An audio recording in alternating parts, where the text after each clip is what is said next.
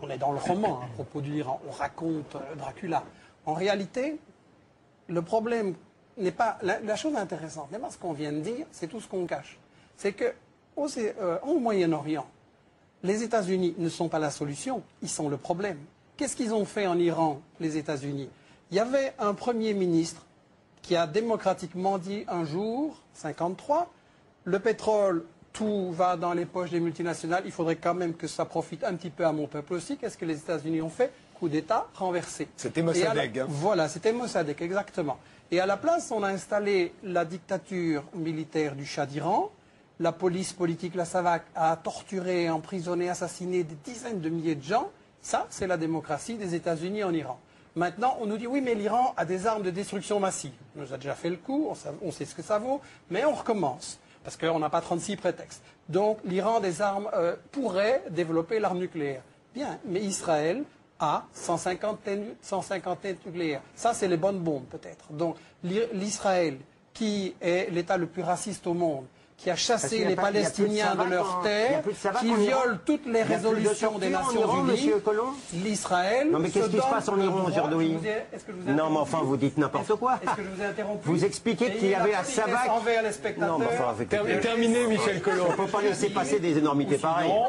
Mais vous avez dit des énormités, mais j'étais poli, j'ai laissé les spectateurs vous entendre. Oui. En essayant de m'interrompre, vous donnez l'impression que vous avez peur de ce que je vais dire. Laissez-moi aller jusqu'au bout. Je vous assure que je suis très calme là-dessus. Laissez-moi aller jusqu'au bout, alors. Par politesse envers les spectateurs.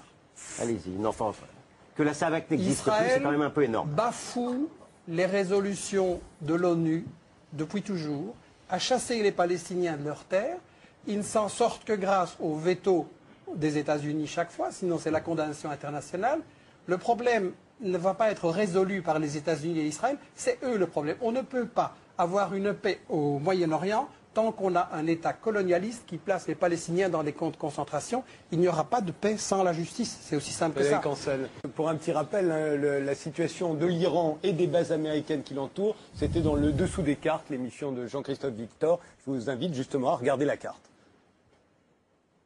Depuis novembre 2001, avec la traque des réseaux Al-Qaïda, le pays constate l'installation de facilités militaires américaines au Tadjikistan, au Kirghizistan et en Ouzbékistan.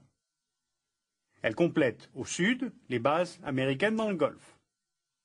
À l'est, en Afghanistan, l'Iran est maintenant débarrassé du régime taliban qu'il a toujours combattu, mais ce pays est toujours aussi pauvre, toujours aussi instable, et il y a maintenant à Kaboul un gouvernement central mis en place par les États-Unis. Au sud-est, le Pakistan, également instable, est totalement écartelé entre les choix de politique extérieure du gouvernement, apparemment pro-américain, et les adhésions profondes de la société pakistanaise, musulmane et anti-américaine. Enfin, à l'ouest, évidemment, l'Irak. Avec la fin de la dictature de Saddam Hussein, le régime de Bagdad cesse d'être menaçant pour l'Iran. Mais s'installe à la place un régime, là aussi favorable aux intérêts américains, et qui permettra, à terme, la présence de bases militaires américaines. Donc notre carte le montre bien, l'Iran est encerclé par des pays désormais proches des intérêts américains. Herbert, vous vouliez ajouter quelque chose sur l'image de l'Iran encerclé par les bases américaines? En fait, c'est encerclé. Vous voyez la carte. Il y a deux armées, grandes armées américaines à la frontière. Et c'est Bush qui a menacé beaucoup de fois l'Iran. C'est en fait les États-Unis peuvent attaquer l'Iran.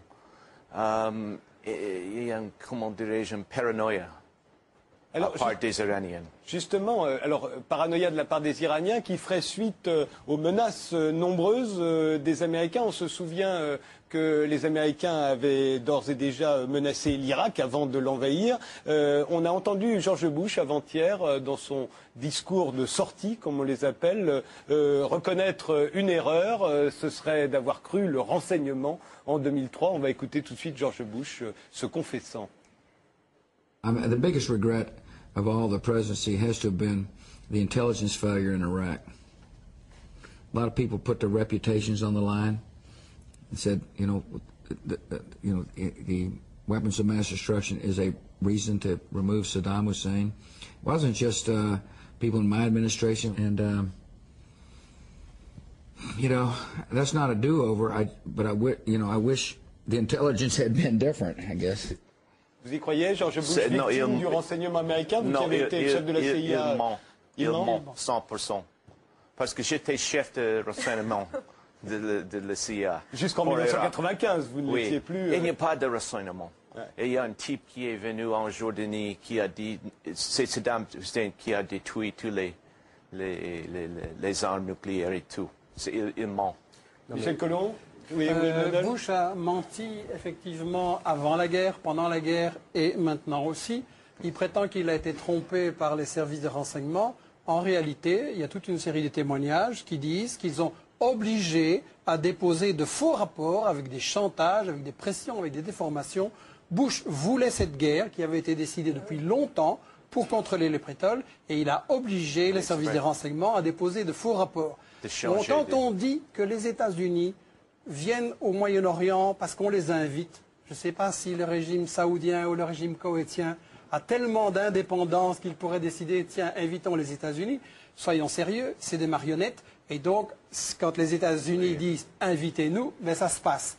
Le problème avec les États-Unis au Moyen-Orient, c'est qu'Israël sert de flic dans la région, sert de gendarme, parce que les États-Unis ont décidé que le pétrole, ça leur appartenait, que le pétrole du Moyen-Orient, ce n'est pas aux peuples arabes pour se développer, pour éliminer la pauvreté, c'est pour les multinationales comme Exxon, qui a fait l'an dernier seulement 40 milliards de dollars de bénéfices. Ce n'est pas assez, donc il faut contrôler le pétrole partout dans le monde entier.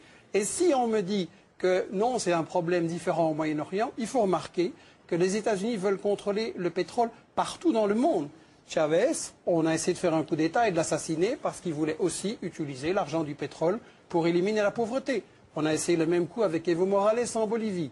Maintenant, en Afrique, dès qu'on découvre du pétrole, après 5 minutes, les États-Unis sont là et disent « il nous faut une base militaire, on va envoyer la flotte, etc. » Le problème, c'est que les États-Unis ont décidé que le pétrole, ça leur appartient partout dans le monde et qu'ils veulent le contrôler partout. Un, pour les bénéfices énormes que ça rapporte, et deux, comme moyen de chantage, pour faire le chantage sur l'Europe, sur le Japon, sur la Chine, sur l'Inde, sur toutes les autres puissances, pour ainsi les bloquer avec le chantage énergétique. Donc Israël, il sert juste de flic dans cette stratégie-là. C'est très généreux parce qu'en réalité, les États-Unis ont essayé d'empêcher l'approvisionnement de la Chine en pétrole et en gaz et de contrôler le pétrole et le gaz de la mer Caspienne et de l'Asie centrale. Et donc, contre la domination des États-Unis sur le pétrole dans le monde entier, parce que ce ne sont pas des guerres de religion, ce sont des guerres économiques, ce sont des guerres pour le fric, il faut le dire.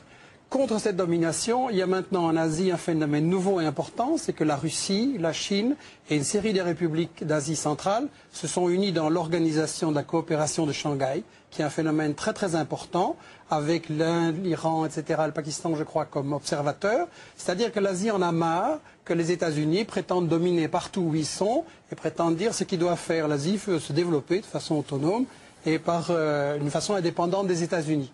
Alors, les États-Unis veulent, je l'ai dit et je le maintiens, contrôler le pétrole partout où il est dans le monde pour gagner de l'argent et pour tenir le robinet du pétrole par rapport à toutes les autres grandes puissances.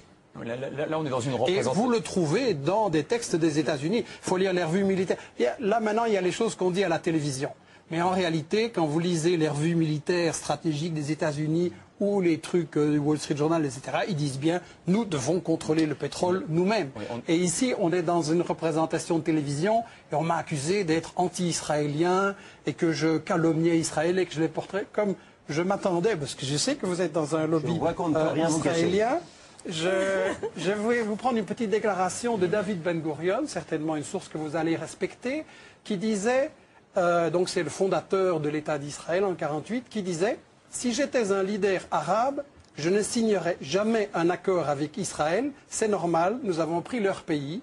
Ils ne voient qu'une seule chose, nous sommes venus et nous avons volé leurs terres. Pourquoi devraient-ils accepter cela ?» Ça, c'est la réalité de ce que pensent les dirigeants d'Israël. Et ici, on est juste dans un show pour la télévision.